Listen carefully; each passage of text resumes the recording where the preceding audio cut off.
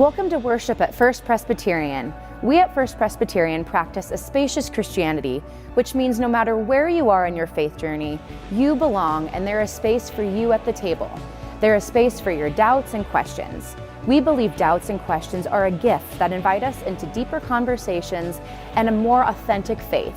We believe diversity is a strength.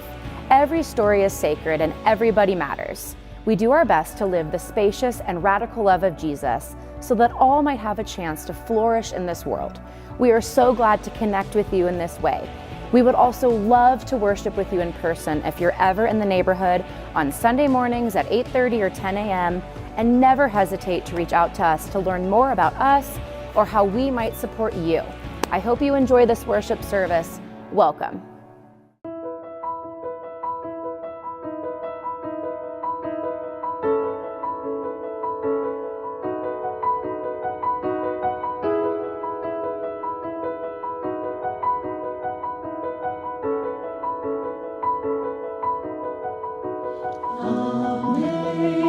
Amazing grace, how sweet the sound that saved a wretch like me.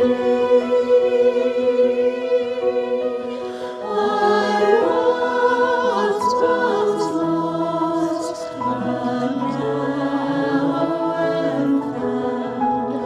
Was blind, but now I see.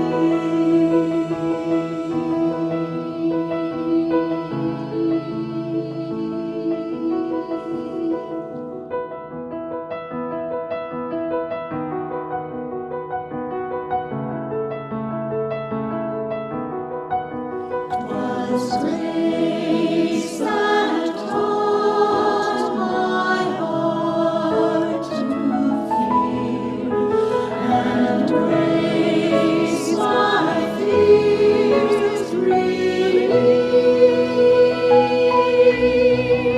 How precious did that grace appear, the hour I first believed. Through many dangers, toils, and snares, I have already come.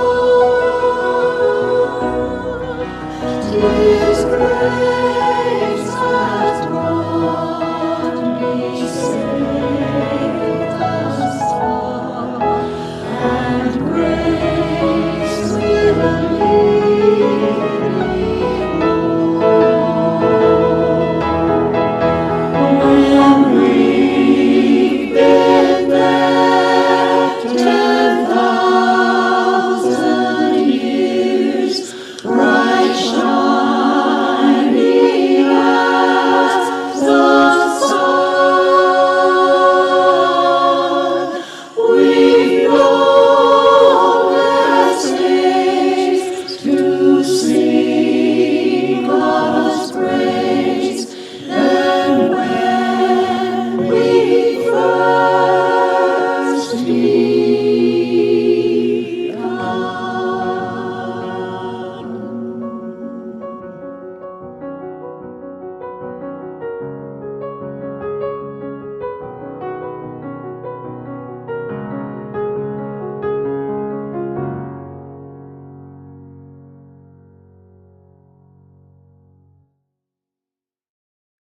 Thursday is Thanksgiving. We may never have needed to practice gratitude, a fierce gratitude, more than we do right now when there's so much anger, division, fear, and suffering. So I want to suggest a Thanksgiving practice this year, if you're sharing a meal with others. Before Thursday, ask everyone you're sharing a meal with to bring a non-perishable food item so they can bring all of that food to a food pantry. Before the meal, take a moment of silence. Just be mindful of those who are hungry and those who are lonely and by themselves. Invite the people at your table to share the people and the places that come to their mind. Next, go around the table and have everyone share one thing they're thankful for. Include the children. Listen deeply to the children and what they have to say. And then take it a step further. Share one thing about each person around that table, just one thing that fills you with gratitude. And then ask each person to think of one person who's not at the table, for whom they are thankful. And ask everyone to take a moment to call or text that person and let them know that they are thankful for them. And after the meal is finished, go around the table again and ask everyone. Ask everyone to respond to the question, what is love asking me to do today? Practice a fierce gratitude this Thursday. That trust there is a love from which we can never be separated. And our job is to bring as much of that love into this hurting world as we can. If you'd like a copy of this Thanksgiving practice to use this Thursday, email us, and we'd be delighted to send you one. reception@bendfp.org. St. Thomas Aquinas wrote, "Fear is such a powerful emotion that when we allow fear to take us over, it drives compassion right out of our hearts, and we forget who we are." One of our greatest challenges right now is to not forget who we are. We need to make sure the worst in the world does not change the best in us. Maya Angelou said, "My wish for you is that you continue.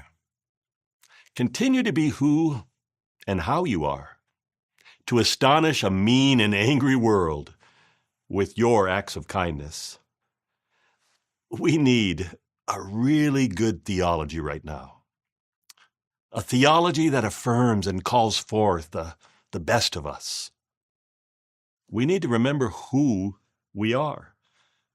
And one of the best ways to remember who we are is to remember who God is. A while back, there was a man standing on the corner of Highway 20 and 27th Street by Barnes & Noble with the same stern look as my mother when I knew I was in trouble. You know, my mother could make me feel guilty before I even knew what I had done to feel guilty about. This man with the severe look on his face was holding a sign that said, "Are you saved? Repent now." And across the street, by the Shell station, were two teenage girls with the exuberance of one too many white mochas from Dutch Bros. And they were dancing to Taylor Swift, holding a sign that said, "Free car wash." Now, my car wasn't dirty, but my soul took over the wheel, intuitively knowing I needed to wash away the gloom. Their dance troupe decided to spend a Saturday afternoon spreading love, kindness, and good vibes. What? Why, I asked. Just because. Come on, what's the catch? Are you selling tickets for an upcoming performance? Nope, they said. There's just so much anger. We wanted to give people a reason to smile and remember there's still good in the world. Now, these teenage girls reminded me. They reminded me of a story Jesus told about a sower of seeds who extravagantly, wastefully scattered seeds across a field, seeds that fell on good soil and bad soil alike. And before I read the story, I want to remind us that the purpose of Jesus' life was not to change God's mind about us, but to actually change our mind about God. introducing us to a God of extravagant, generous, unconditional love. Now, Jesus was always inviting people to stretch and move beyond what they think they already knew.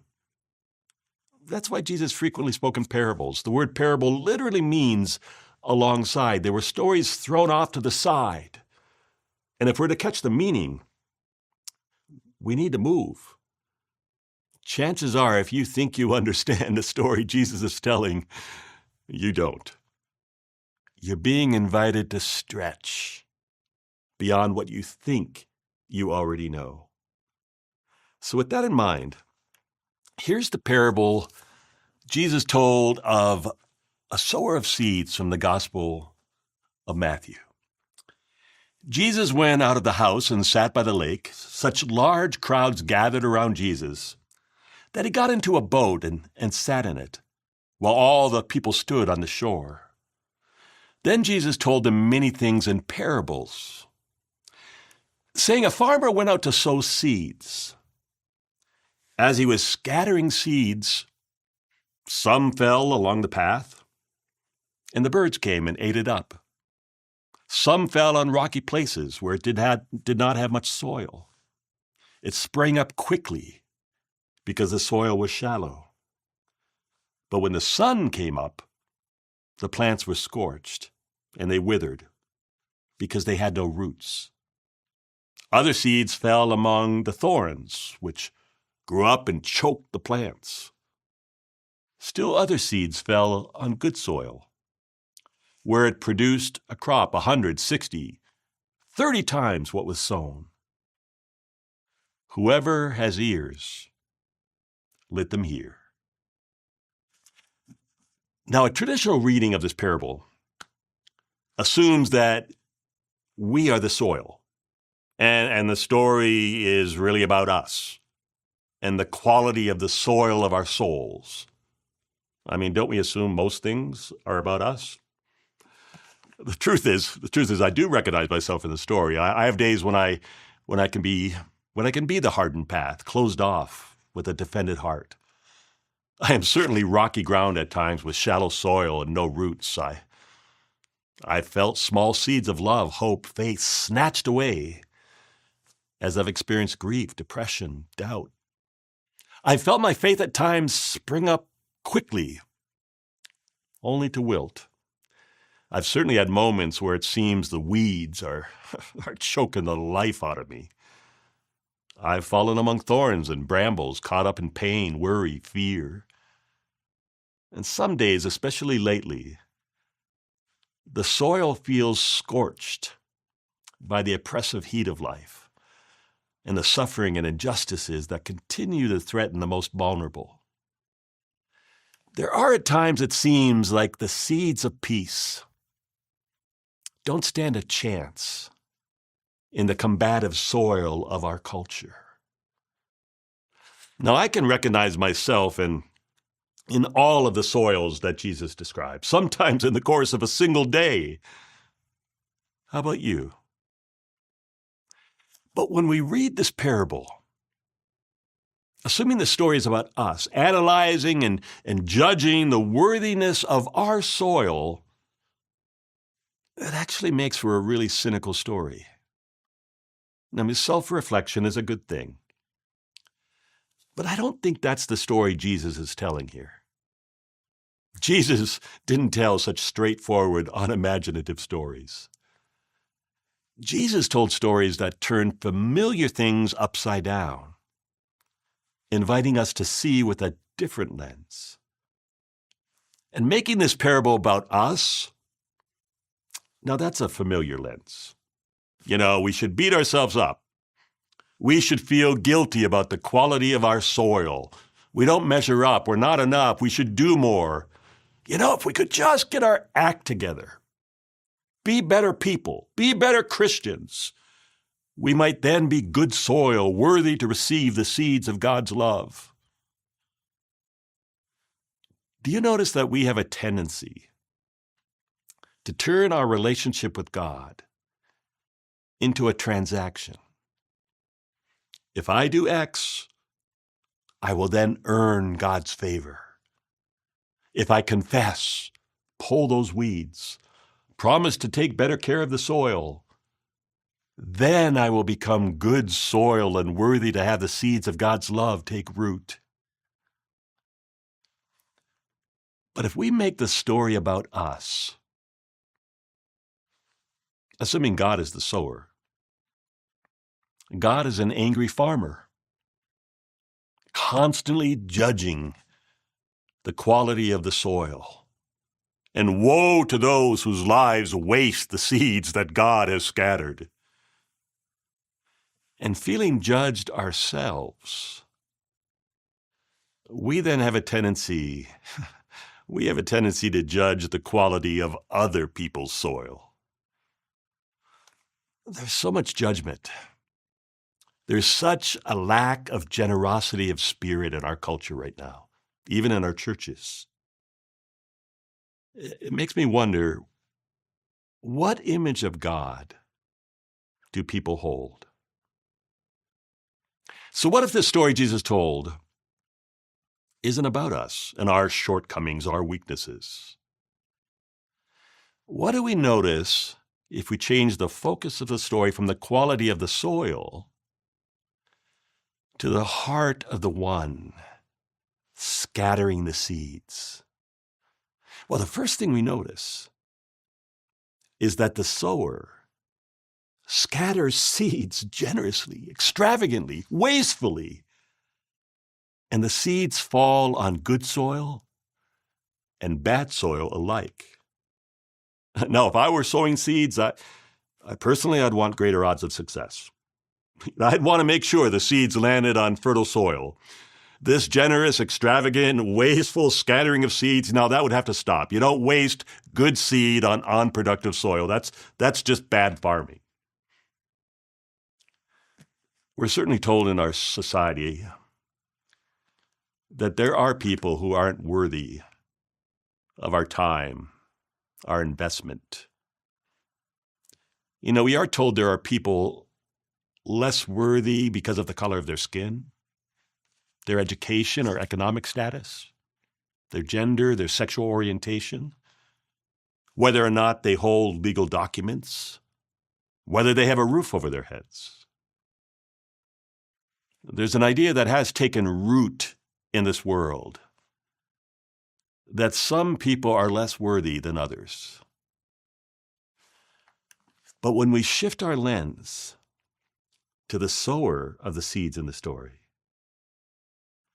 we actually notice the sower pays very, very little attention to the condition of the soil. The sower doesn't worry whether it's productive or unproductive soil. The sower doesn't actually seem worried about the odds of success or failure. The sower isn't stingy with the seeds. With wild abandon, the sower generously scatters handfuls of seeds across the field because that's who the sower is. And that's what the sower does. And Lamott said, when I begin to realize that fear has taken over my life, it's a sure sign I need to start giving. And to give more than I'm comfortable giving. So I will go and find some homeless mothers, and I will hand out 10s and 20s. Love doesn't stop to evaluate whether someone is worthy of our love or whether there's enough. Love just loves.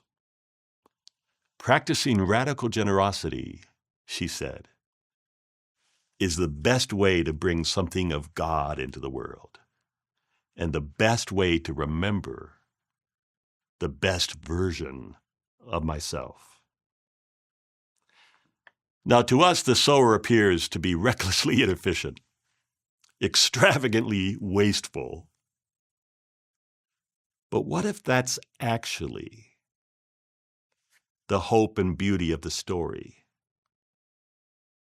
The nature of the sower is to be radically generous and trust the seeds of goodness can take root in any kind of soil. The sower assumes the best and not the worst. The sower believes everyone is deserving regardless of the current quality of their soil. The sower isn't stingy, but operates from a place of abundance. The sower focuses on giving without any expectation of what he or she may get in return. Just imagine for a second. Just imagine. If we reflected the same kind of that radical generosity in the world. This kind of radical generosity, trust, sowing seeds on a rock, may actually yield something. Because sometimes a tree does grow out of a rock, and flowers do grow out of concrete. Friends, we're living in a remarkably challenging and painful moment. If ever there was a time to scatter seeds of radical love and generosity, it's now. Now it's tempting to let fear rule our hearts and our lives. We need to remember who God is and who we are. We need to double down on those sacred practices that will ensure the worst in the world will not change the best in us. Do you remember the two teenagers, high on white mochas from Dutch Bros, dancing to Taylor Swift, wanting to wash my car for free just because? That afternoon, they helped me see the heart of God. The next time you're asked, "Are you saved?" you just might reply, I'm going to leave that in the hands of a God of generous and extravagant love. I'm too busy spending my life trying to astonish a mean and angry world with acts of kindness. Because that's who I am. And that's what I do. May it be so.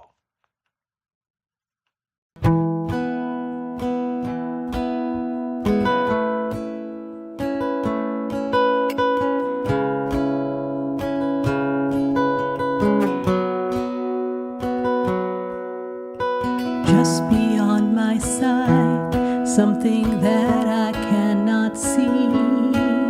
I've been circling around a thought that's been circling round me, like the vapor of a song that is just out of earshot. I thought I knew the question, but I guess not. There it is, just below the surface of things, in a flash of blue and the turning of wings. I drain the glass, drink it down, every moment of this, every little bit of it.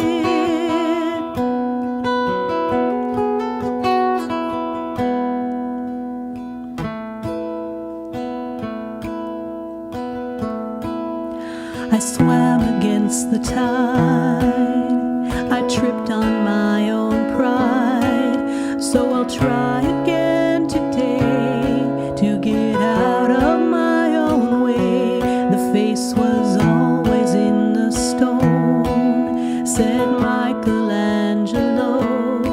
You just have to chip and clear to see what's already there. There it is, just below the surface of things, in a flash of blue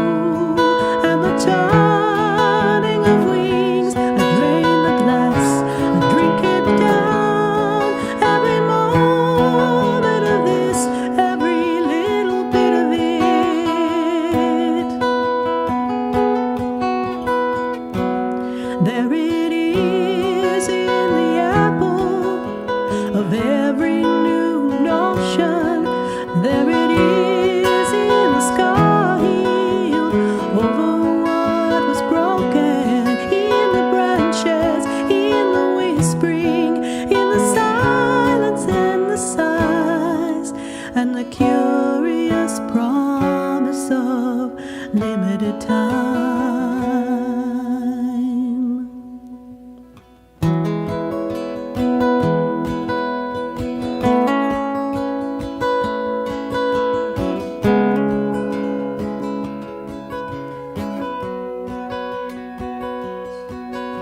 It's true, although it's hard, a shadow glides over the ridge, and one fast-beating heart tries with all its might to live, and we sense but can't describe from the corner of our eye something nameless and abiding, and so we keep transcribing. There it is, just below the surface of things, in a flash of blue, and the turning of wings that drain the glass.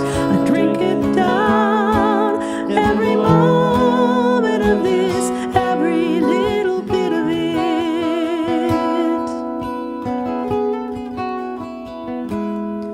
Every little bit.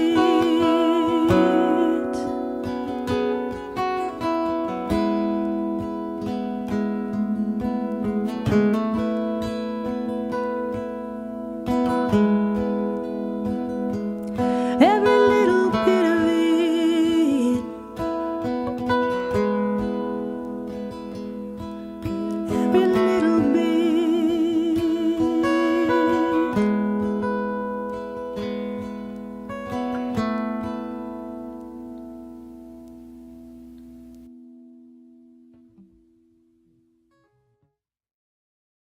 We're living in a remarkably challenging and painful moment. It's tempting to let fear rule our hearts and our lives. We need to remember who we are. We need to make sure the worst in the world will not change the best in us. Go. Go trusting your life is in the hands of a God of generous and extravagant love. And may you astonish a mean and angry world with acts of kindness. May it be so. Thank you so much for joining us, and we hope you enjoyed this worship service.